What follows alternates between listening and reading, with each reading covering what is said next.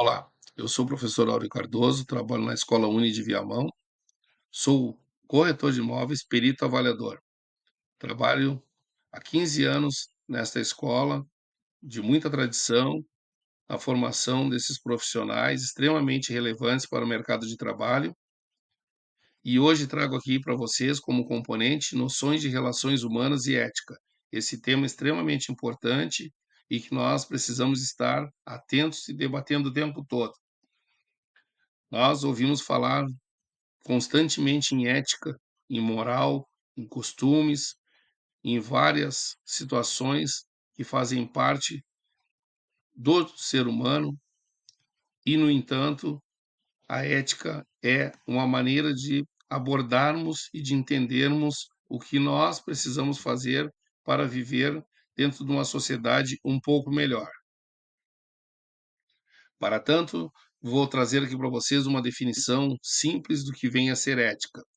Um conjunto de normas de ajuste de condutas que as pessoas traçam entre si, que formam entre si, por se identificarem, por terem interesses que são parecidos, semelhantes, buscando sempre a satisfação social, buscando, acima de tudo, a felicidade, que seria o objetivo maior. Essas normas servem para definir nosso comportamento dentro de um determinado contexto. Então, normas essas que muitas vezes são normas simples, são normas da nossa casa, são normas da escola, são normas da igreja, são normas do condomínio, inclusive que tem o seu regramento próprio.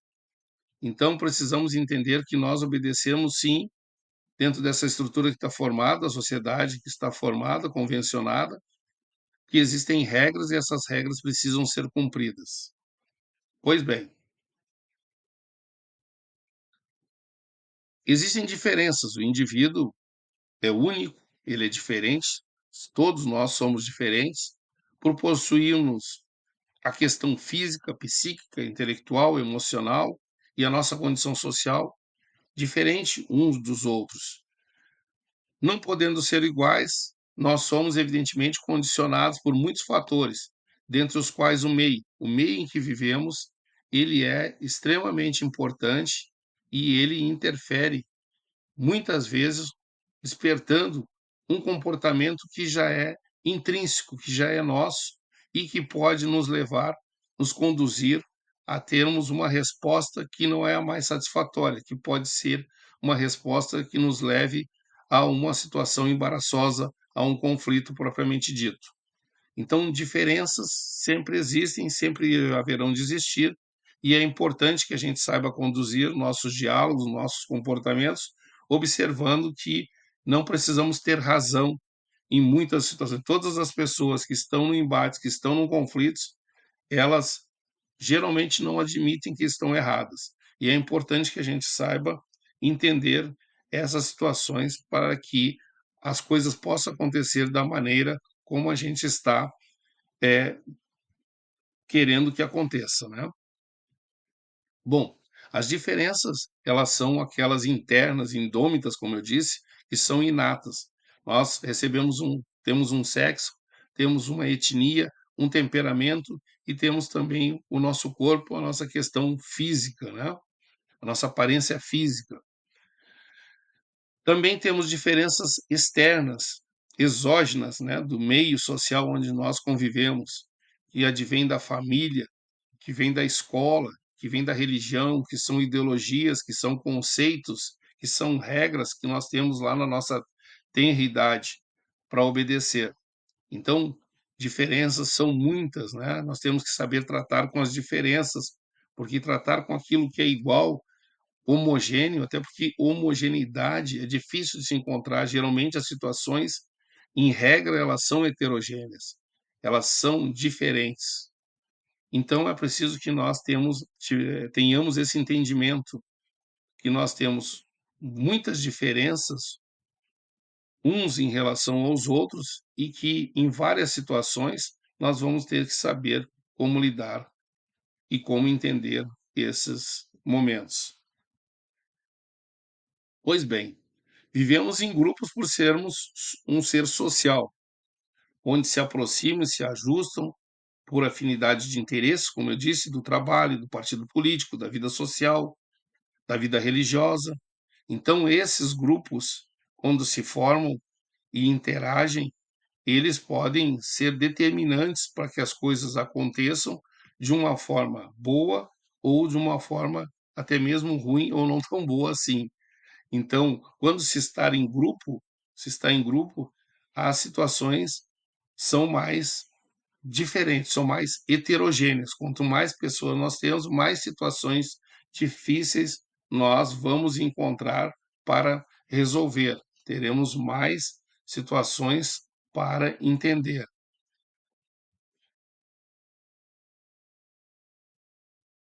E a comunicação, que é o momento que nós vamos nos dirigir a alguém, que nós vamos interceder, precisa ser entendida. A comunicação ela pode ser oral, verbal, quando nós estamos falando algo para alguém, nos dirigindo a nossa palavra para alguém ou para algumas pessoas.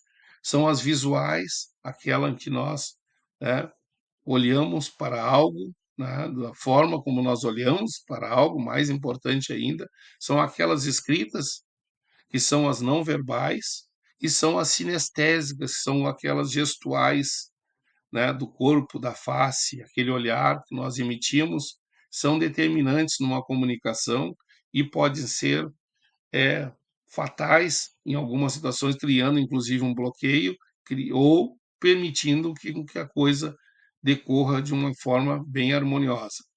Isso vai depender muito de sabermos entender essa comunicação dos sentidos, que faz com que as pessoas adquiram, que as pessoas desistam de determinadas situações, de adquirirem, de tocarem à frente uma relação, inclusive, por essa questão de se comunicar e não entender como essa comunicação está acontecendo.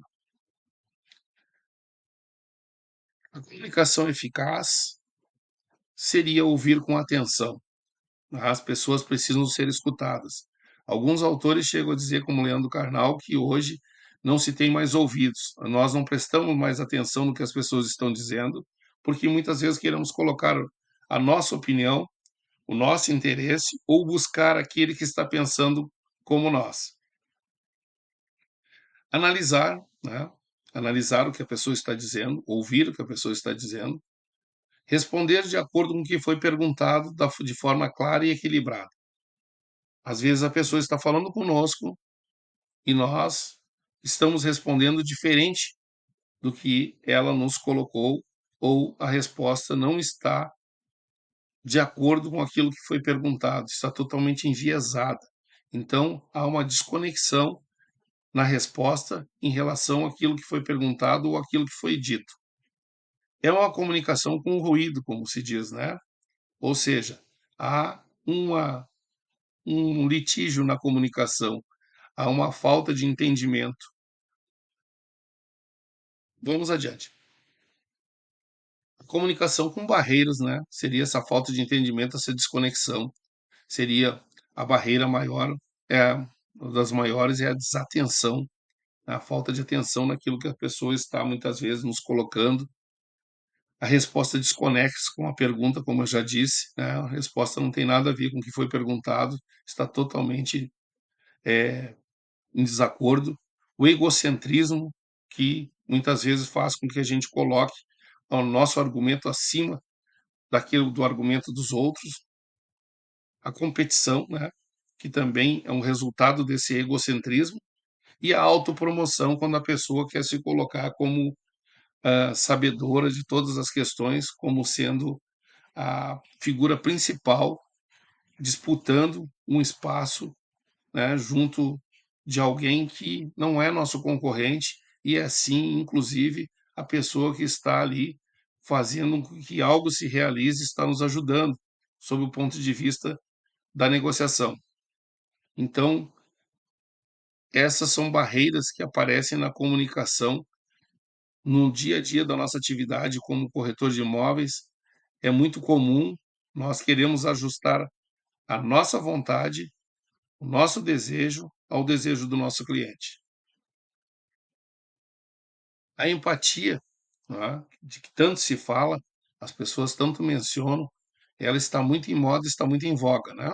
É colocar-se no lugar do outro para entender, dizer: "Eu sei o que você está sentindo". Só que, evidentemente, nós precisamos ter um pouco mais de cautela nessa hora de dizer, de dar a entender que estamos entendendo o sentimento do outro, a dor do outro.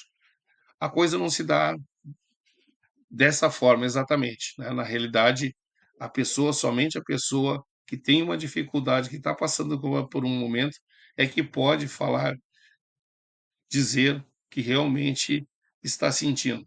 Nós podemos ser respeitosos à dor, à situação de alguém que está sofrendo, que está tendo alguma situação, algum problema, mas fazer juízo de valores, estabelecer juízo de valores é também uma situação muito complicada e acho que esse é mais empático, é não fazer justamente isso, é não fazer juízo de alguém, é não criar, conceitos, muitas vezes equivocados, sobre uma questão que não nos diz respeito.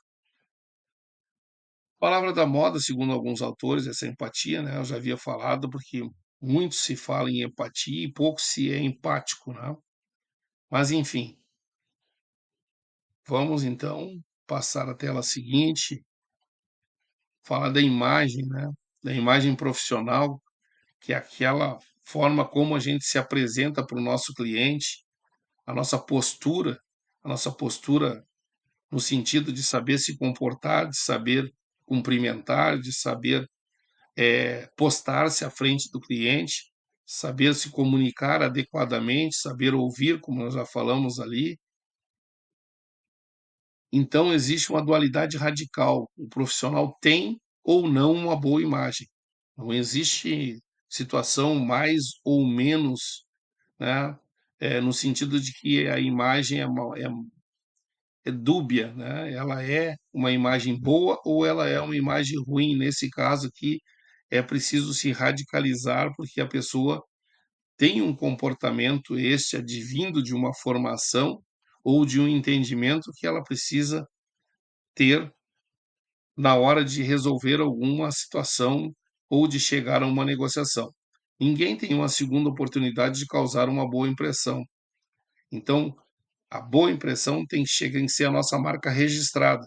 É ela que vai nos permitir, é ela que vai nos dar credibilidade, né? Uma relação de negócios, uma relação de compra e venda, que é o caso dos corretores de imóveis, se dá principalmente pela credibilidade. No momento em que o nosso cliente não sente que nós somos pessoas credenciadas, que temos o conhecimento, que estamos passando integralmente uma verdade, uma situação que é verdadeira sobre um determinado assunto, sobre um determinado produto, evidente que caindo em descrédito já há um rompimento daquela negociação. Então, já não vai haver mais progresso.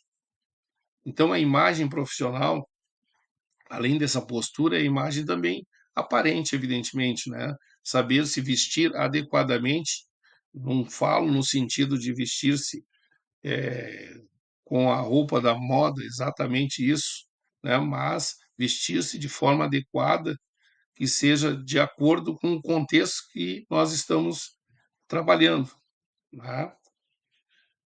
Essa imagem nós precisamos, ela é marcante, ela é importante. As pessoas vendem sim a sua imagem e são observadas no seu comportamento e na sua aparência também. Fatores que influenciam na primeira impressão. A primeira impressão que se tem é justamente a física, pela visão, né? 25% daquilo que se tem de impressão estão na questão da visão. 18% pelo tom de voz, da forma como a gente posta a voz em relação a alguém ou o grupo de pessoas que nós estamos nos dirigindo. 14% pelas palavras que nós vamos colocar, né? Ou seja, pelo nosso vernáculo, vamos dizer assim. São palavras que muitas vezes podem nos ajudar, ser facilitadoras e que podem também vamos dizer assim, denunciar que nós temos uma formação ou um acabamento muito ruim. 10% pela expressão corporal, né, gestual, da forma como sentamos, da forma como lidamos com as nossas mãos, com a nossa face, com as nossas, eh vamos dizer assim, manifestações sinestésicas, né. Então essa expressão também são expressões que podem dar o entendimento de que nós estamos, passando uma coisa que não é verdadeira, uma situação que não é real, ou de uma insatisfação que está, demonstrada no nosso rosto, né. Outros, fatores que impressionam, que influenciam, estão são fatores diversos, mas este da visão, da voz, das palavras e da expressão corporal são os mais relevantes, os mais importantes. A ética, então, por conceito agora, né, ela é o estudo de juízo de apreciação que se refere à conduta humana, do ponto de vista do bem e do mal, seja relativo a determinada sociedade ou seja de modo absoluto. Então, este conceito, né, é um juízo de apreciação que se refere à conduta humana, né? Então, é um juízo que se faz de acordo com aquilo que tu estás demonstrando. Existe aquilo que se chama ética, que é preconizada pelos gregos. Os gregos falam em ética, enquanto que os romanos falam em moral. Aquelas questões morais que alicerçam a nossa educação, aquilo que vem da família, aquilo que vem da igreja, da religião, que vem da escola, aqueles conceitos morais, conceituais, da nossa formação, da nossa tradição, da nossa cultura, que formam todo esse conjunto, essa performance de ser humano que nós somos, é preciso estar demonstrado no momento ético em que nós temos uma regra para respeitar e para respeitarmos essa regra, quando estivermos respeitando, nós estamos sendo éticos. Então, a questão moral é uma questão muito mais dos gregos, que são, que preconizam, essas questões, que evidenciam esses ajustes, que são muito mais, fechados, muito mais, concretos do que a ética, porque a ética divaga muito mais, a ética é muito mais ampla. O sentido ético é aquele em que eu não concordo, mas respeito. Então a ética não é fazer só aquilo que é minha obrigação, é fazer aquilo que é minha obrigação e algo mais que eu posso fazer para que o mundo fique um pouco melhor, porque as relações e as coisas possam andar de uma maneira mais, natural, mais harmônica, mais adequada. Então, ser ético é saber respeitar as diferenças, saber respeitar as regras, mesmo que a gente não concorde, tá? Pois bem, aqueles hábitos de comportamento que, ao contrário, indicam um caráter desprovido de virtude, também é um conceito ético. Essa indicação teórica que os gregos chamam de ética e os romanos chamam de moral. Então, são hábitos de comportamento que indicam um caráter desprovido de virtude, né? Então, a virtuosidade, né? Ou o sujeito é virtuoso, porque tem esse comportamento, ou ele não possui virtude. A ética trabalha muito essa questão da virtude, enquanto que a moral trabalha muitas questões das regras, daquilo que é tradição, daquilo que é conceitual, daquilo que é certo e daquilo que é errado. Na ética, a questão certo e errado poderia ser dito como boa ou ruim, um comportamento adequado ou inadequado. Pois bem, visto isso, deixo para vocês aqui, como de praxe, duas questões para que respondam. A primeira delas, o que são as relações humanas? O que, o que se tem por definição quando se fala em relações humanas? E a segunda questão, o que se entende por ética sob o ponto de vista dos gregos, que eu acabei de falar há pouco, né? Falei em gregos, que falam de ética, e falei dos romanos, né? Então, assim, os romanos falam, evidentemente, de moral, né? Quero que vocês respondam essas duas questões para que a gente faça o fechamento dessa aula. Aproveito para agradecer a vocês, desejar que sejam felizes no curso e que isso sirva para vocês refletirem e buscarem um assunto mais relevante, mais complexo, mais extenso e que possam refletir e que isso sirva para a nossa atividade diária, atividade do cotidiano, como profissional da intermediação imobiliária, ou seja, corretores de imóveis. Um abraço a todos e fiquem bem.